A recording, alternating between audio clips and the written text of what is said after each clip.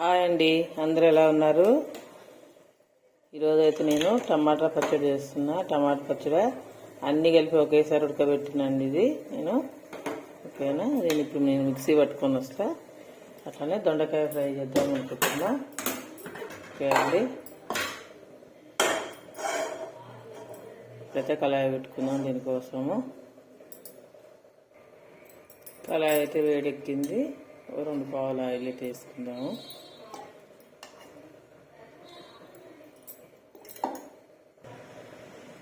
కొంచెం జీలకర్ర ఆవాలు అయితే వేసుకుందాము. ఈ చిట్టపంటున్న తర్వాత కట్ చేసుకున్న ఉల్లిగడ్డ పచ్చిమిర్చి అయితే వేసుకుందాము.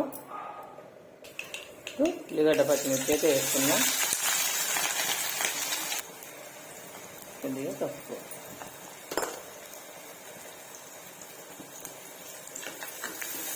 ఇవి కొంచెం దూరగా వేయించుకున్నాము. వేగిన తర్వాత అయితే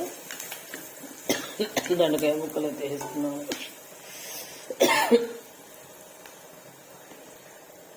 ఓకే అండి, ఇప్పుడు దొండకాయ ముక్కలు సన్నగా కట్ చేసుకున్నా. దొండకాయ ముక్కలు వేసుకున్నా.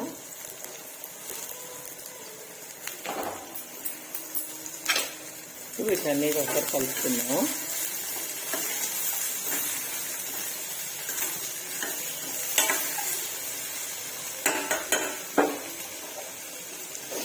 స్టవ్ తగ్గించి సిమ్లో ఉడకనిద్దామండి.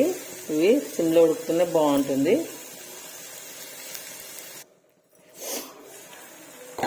ఇదైతే చక్కగా మగ్గిపోయిందండి. ఈ దొండకాయ దొండకాయ కూర అనగానే అందరూ దొండకాయ కూర అంటారు, ముఖం చిట్లించుకున్నట్టుగా. కానీ అసలు దీని గురించి తెలిస్తే ఎవరు వదిలిపెట్టరండి కదా. దీని అసలు ఇది ఆయుర్వేదంలో ఒక మెడిసిన్ లాగా ఉపయోగిస్తారు. అట్లనే B1, B2, B6, B9, C vitamin, calcium, iron, అట్లా అన్నీ మనకు కావాల్సిన అన్ని విటమిన్స్లో దొరుకుతాయండి. ఓకేనా, అసలు దీన్ని తినడం వల్ల అసలు మనకి ఎన్ని బెనిఫిట్స్ అంటే షుగర్ కంట్రోల్ చేస్తుందండి. మెయిన్ మన బ్లడ్లో ఉన్న షుగర్ని కంట్రోల్ చేస్తుంది. అట్లనే షుగర్ పేషెంట్స్ కనీసం వారానికి ఒక్కసారైనా తినాలండి దీన్ని. అసలు దీని దొండకాయ పసర గురించి కూడా తెలిస్తే అసలు ఆశ్చర్యపోతారండి మీరు. మనకు చెవుపోటు వస్తుంది కదా, అప్పుడు ఈ దొండాకుల్ని రసం పిండి చెవులో పోస్తే 2-3 చుక్కలు అసలు ఇట్లనే తగ్గిపోతుందండి. అసలు దీనివల్ల ఎన్ని బెనిఫిట్స్ ఉన్నాయో. అందుకే మనం కనీసం ఒక్కసారైనా వారంలో తినాలండి దొండకాయ. ఎప్పుడు చేసుకున్న కర్రీలో పచ్చడి చేసుకున్న చాలా బాగుంటుందండి ఇది. ఈసారి మళ్ళీ ఒక వీడియోలో మీకు దొండకాయ పచ్చడి పల్లీలు వేసి ఎలా చేయాలో కూడా చూపిస్తా. ఇలా మగ్గుతున్నప్పుడు మనం ఒక 4-5 ఎల్లిపాయలు ఇలా చిరుముకొని వేసుకోవాలండి. చాలా మంచిది. ఎల్లిపాయ వల్ల కూడా చెప్పా కదా మీకు, ఎల్లిపాయ వల్ల కూడా చాలా లాభాలు ఉంటాయని. బ్లడ్ను పలుసగా వేస్తుందండి ఎల్లిపాయ. ఓకేనా, ఇప్పుడు మనం ఉప్పు వేసుకుందాము ముక్కలలో. కొంచెం సాల్ట్ అయితే వేసుకుని ఇలా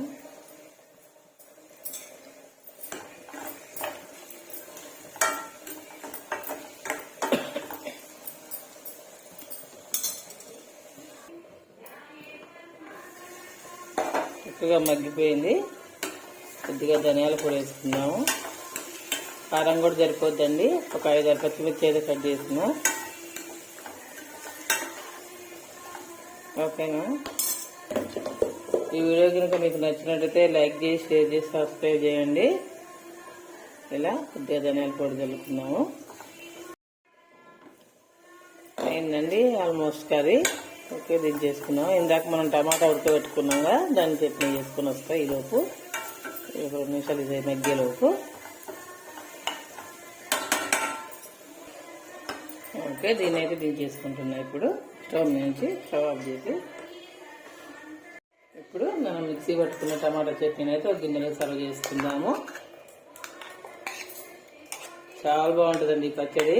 అప్పుడప్పుడు తినబుద్ధి కానప్పుడు, నోరు బాగాలేనప్పుడు ఇలా అన్నీ అండి విడివిడిగా ఎంచకుండా పచ్చిమిర్చి, టమాటా, జీలకర్ర, ఎల్లిపాయలు అన్నీ ఒకేసారి వేసి కొద్దిగా చింతపండు వేసి రవ్వంతా కొద్ది స్టవ్ మీద పెట్టి మనం ఆ పని ఈ పని చేస్తే చక్కగా ఉడికిపోద్దండి.